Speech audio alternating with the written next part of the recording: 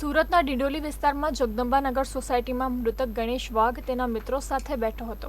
આ સમયે હુમલાખોરોએ તેનો ઘેરાવો કરીને ઘાતક હથિયારો વડે હુમલો કર્યો હતો। આ ઘટનામાં ગંભીર રીતે ઘવાયેલા ગણેશનું ઘટના સ્થળે જ મોત નીપજ્યું હતું। પોલીસને ઘટનાની જાણ થતાં ઘટના સ્થળે દોડી આવી હતી અને ગણેશ વાઘના મૃતદેહને કબજે લઈ પોસ્ટમોર્ટમ અર્થે હોસ્પિટલ ખસેડ્યો હતો। જાણવા મળ્યા મુજબ ભૂતકાળમાં દેવા ઉર્ફે કાલુ નામના યુવકની હત્યા થઈ હતી। આ કેસમાં પ્રાથમિક આરોપીઓમાં ગણેશ વાઘનું નામ પણ હતું। લોકોનું માનવું છે કે દેવાની હત્યાથી રોષે ભરાયેલા તેના લોકો દ્વારા જૂની અદાવતની રીસ રાખીને ગણેશની હત્યા કરવામાં આવી હોઈ શકે। જોકે પોલીસ દ્વારા સમગ્ર ઘટના અંગે તપાસના ચક્રો ગતિમાન કર્યા છે।